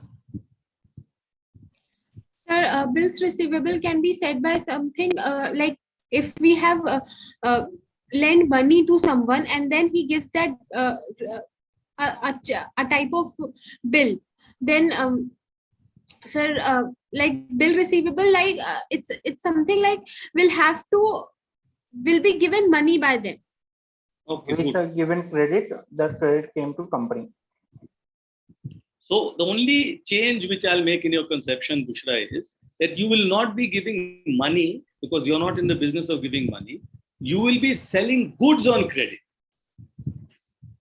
Okay, sir. So just like you received raw material on credit, similarly, when you produce goods, or in this particular case, we're talking about machinery and all. So we assume that some goods are being produced. So when you produce goods, then you sell these goods. When you sell these goods, basically, you also have to offer credit. You also have to say that, okay, let's say there's a big buyer who's buying a lot of these goods from you. So the buyer tells you that, look, I won't buy from you unless you give me a credit term of 1 month. Which means that he will take the goods from you, but will not pay you anything. But he will basically sign a bill undertaking to pay you within 1 month. That is your bills receivable. Because you are expecting to receive that amount, the cost of the goods that you sold him, within that 1 month. And since it's less than a year, you treat that particular document that you have in which the buyer of your goods has undertaken to repay you within 1 month as a current asset. Why is it an asset? Because it is something which is generating revenue for you. It is something which will ultimately give you money. In this particular case, you will get this money within a month. Month is less than a year, hence it's a current asset. Now let's take the last one, tax refund receive. Anyone wants to explain this?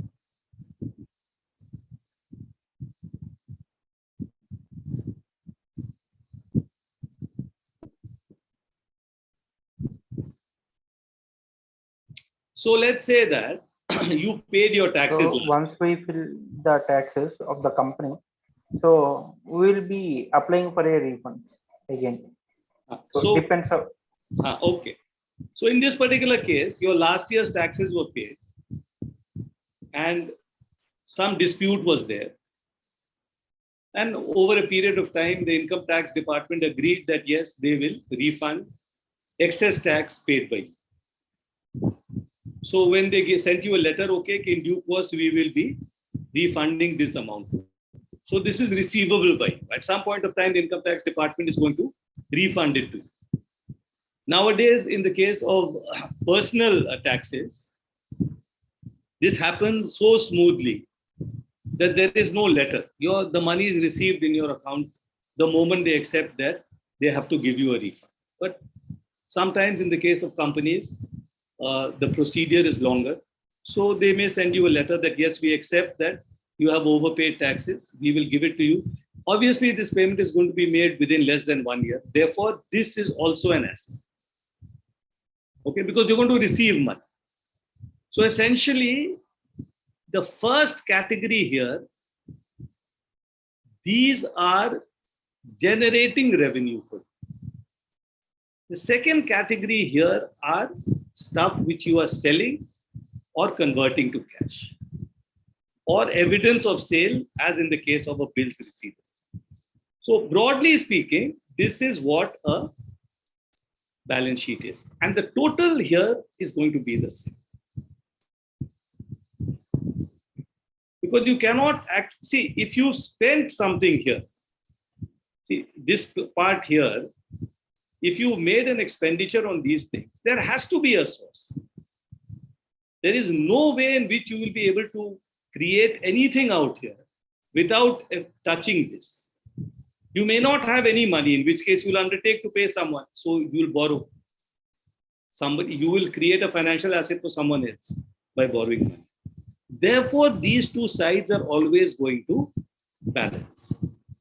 And this is what we said, that the accounting equation is essentially owner's equity, this part, plus outside liabilities, which means long-term borrowings plus all these liabilities, is equal to assets. All this. So owner's capital was 500. 1125 were my outside liabilities. Total was 1625. This 1625 I used for these assets. Some of them are capital assets. Remember the word capital assets that we had used in an earlier slide. Here, these are the capital assets, because these are going to generate revenue for you in the long run. And some of them are current assets. That is, these are monies that will be available to you within a year. So that's the concept of a balance sheet. Now you look at another part. Look at the profit and loss account. Profit and loss statement. So remember, in the profit and loss statement,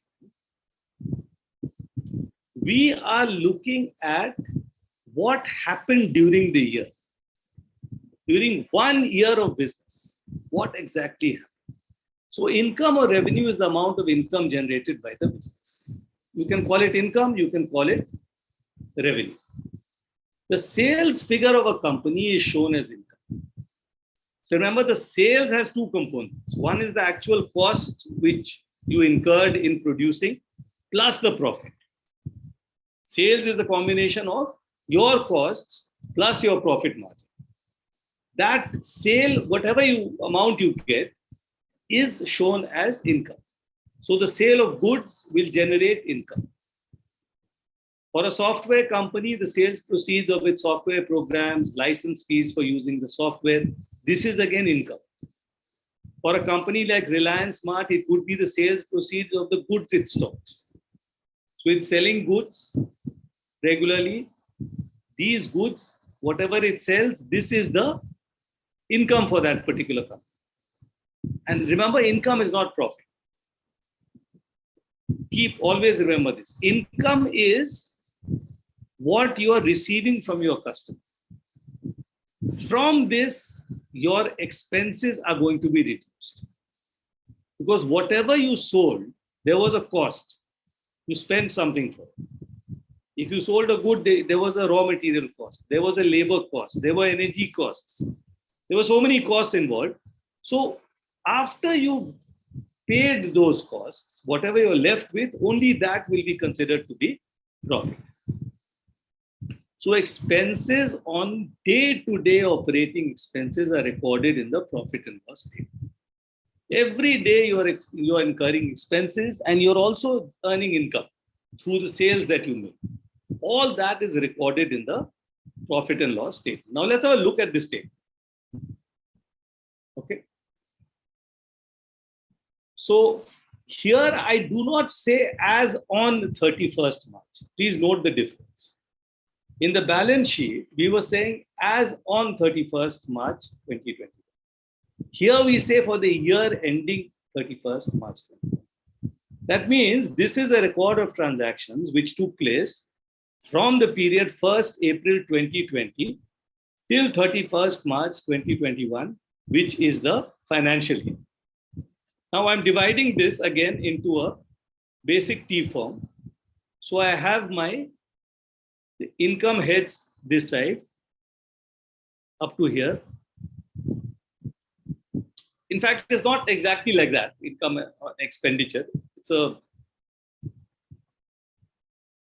I basically put my income and expenses this side and arrive at a profit this side. This is one way of preparing this. Now look at this part. I produced goods. It cost me 6 lakhs to produce the goods. When I say it cost me 6 lakhs, what are the costs which I'm looking at here? I'm looking at the raw material cost. I'm looking at labor cost and any cost which is directly related to the production of the good. That is cost called cost of goods sold or COGS. So this by no means is overall cost. There are many other costs which are there. But right now, I'm just trying to understand what was the cost of production?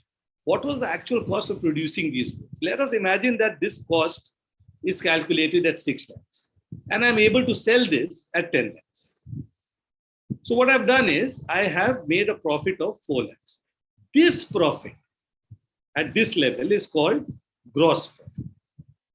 Why is it called gross profit? Because there are so many expenses here which I have not actually considered so far.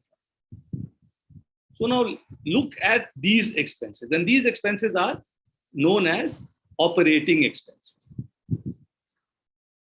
So operating expenses, we'll see here, we paid rent, 50,000. Our electricity bill was 10,000. We paid 60,000 to our employees. We had 20,000 marketing expenses. We paid 10,000 as interest. Subir had mentioned depreciation. So we also have depreciation, 5,000. We insured some of our assets. We paid 5,000 as premium. This is also an expense. On different forms of conveyance, like which the employees used, which was used in different ways, we paid 1,000. So our total operating expenses come to 1,61,000. Therefore, the operating income, the profit from the business is, this 4 lakhs was my gross profit. From that, I reduce the total of this and I get 230. What you need to understand is that these operating expenses are necessary for these sales to happen. Correct. And need to these here are essential for the business to function. So if I don't make these expenses, my business is not going to function. These are like costs which are being incurred only because I'm running the business. And therefore, these costs have to be reduced from my profit. So when I reduce this, so the total of this is 161. When I reduce this, I get 239. So this is my profit from the business. Now, this is not the end of it.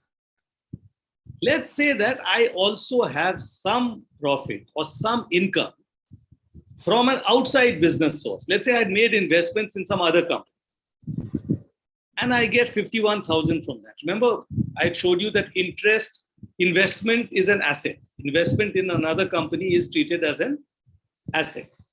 Now, let's say that investment that I had made in that other company they give me interest of 51,000. So this is also an income for my business. So my total non-operating income is 51,000 and my net income is a total of this 239 and this 51. So the business has actually earned 2,90,000. So I make a distinction between operating income and non-operating income. But then to arrive at the final income made by the business, the net income, it is 290. Why is it net? Because I have, see, when you use the word net in finance, it generally means from a big figure, something smaller is reduced. I'm reducing something. So the big gross was the big figure from which no reduction had been made. All my operating expenses are reduced from this gross profit figure, giving me this. And then I just add the non-operating income. And what I am left with is the net income. This net operating income here, you can also think of it as net operating income. So this actually gives me an idea of the profit that I made as per my books. Now, there is one problem here. It is possible for me to actually make this profit, but still not have any money in the bank. Does that make sense to you?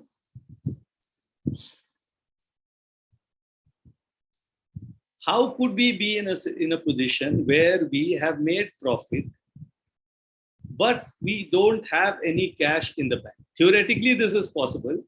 Can you think of a way in which this could happen?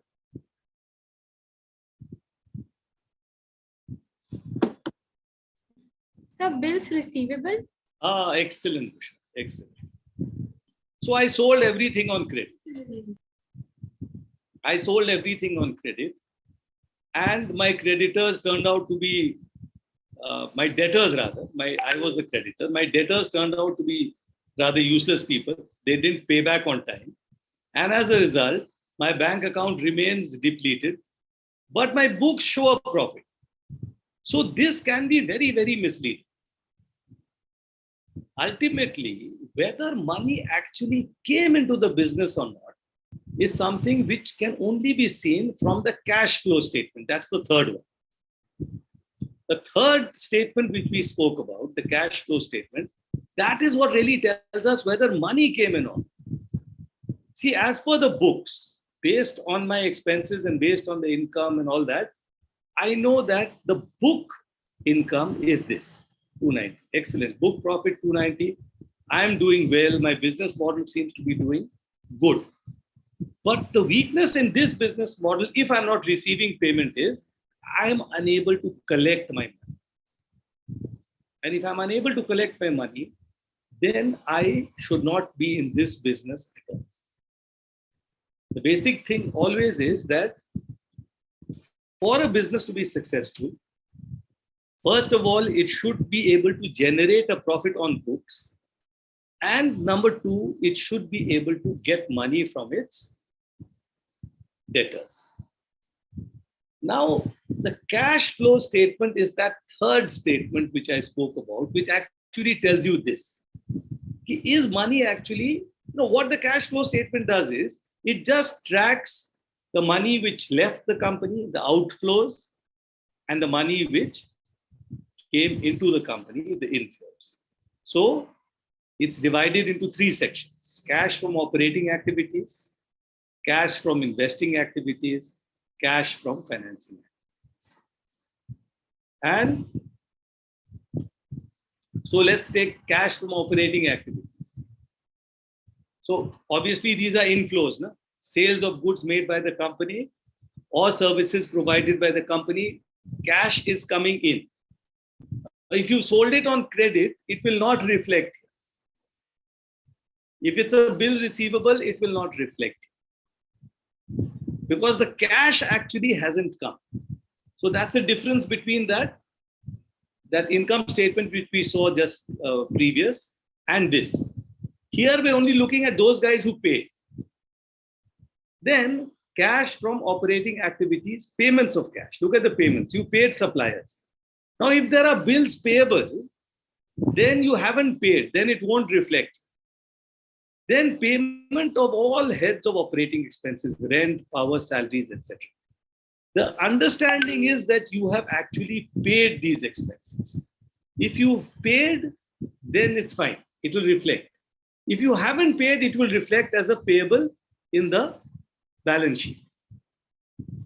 And finally, cash from investment activities. Now, investment here has a broader meaning. So when you create an asset, like you buy a machine or you buy computers, since these are expected to generate money in the future, these are also considered to be investments. They are investments in your own business. If you make an investment in another company, obviously money will flow out. That is also a kind of investment. So amounts paid for purchase of machines, equipment, you've paid this amount. It's not a payable. You've actually paid it. It's an outflow. Amounts invested in a bond or share of another company. So you've bought a bond or a share of another company. You've actually paid money for it. So money has gone out. And let's say that you've sold assets.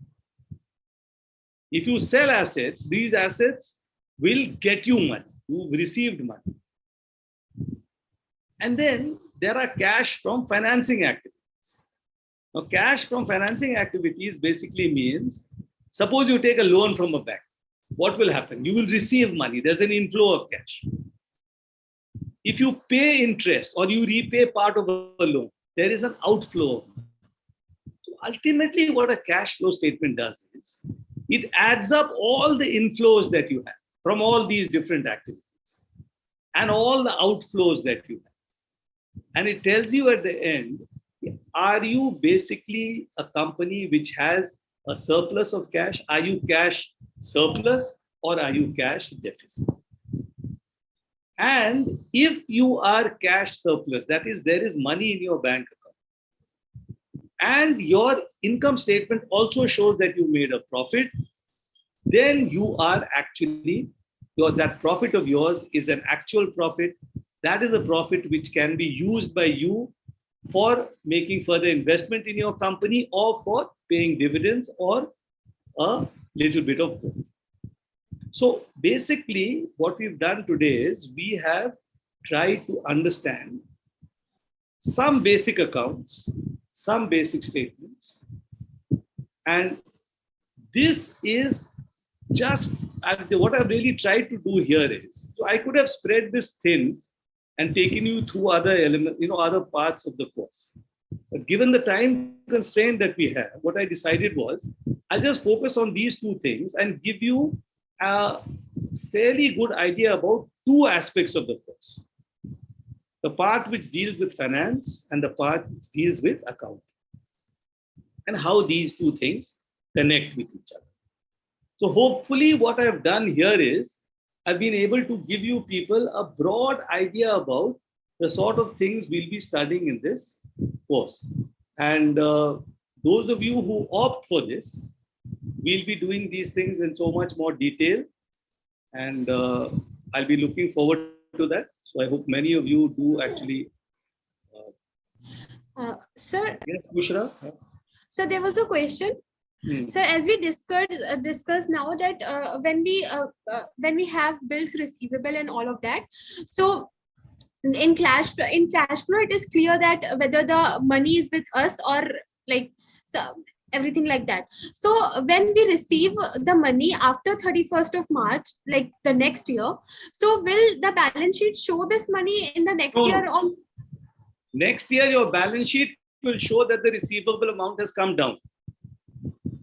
Remember, since this money, let's say you are supposed to, your bills receivable from everybody from whom you are supposed to receive the money was 500 and you received 200. And let's say you did not create any new receivables in the next year. So what will happen? 500 minus 200, your new balance sheet will show 300.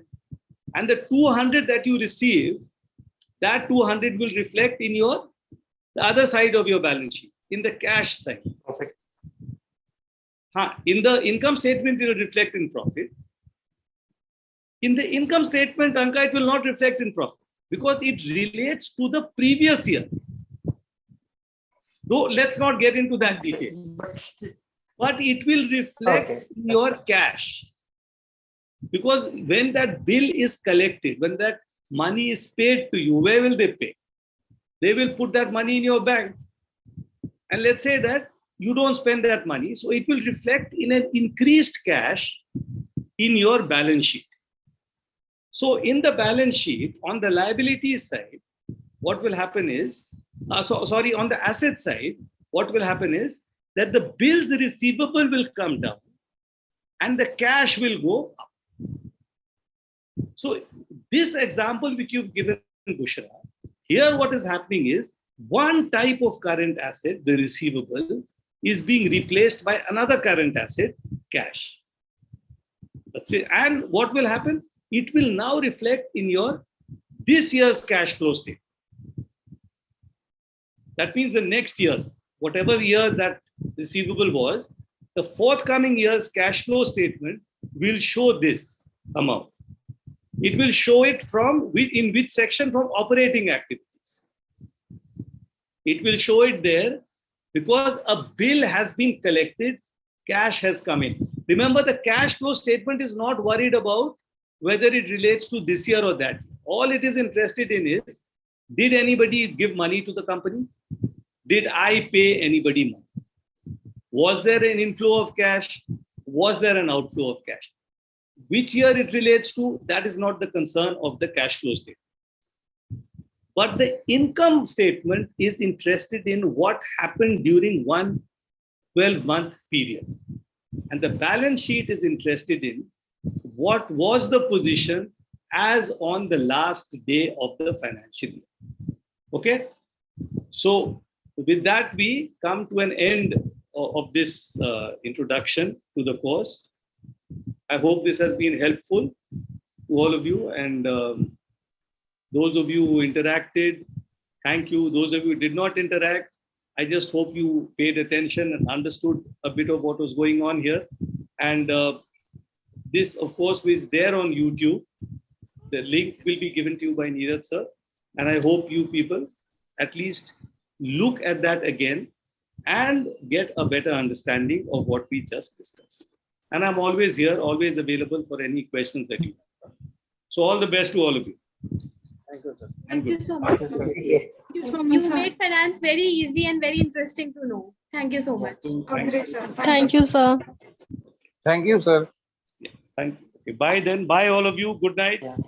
Stay Good happy. night, sir. Bye. Everyone. Good night, sir. Good night. Good night, sir. Good night. Good night.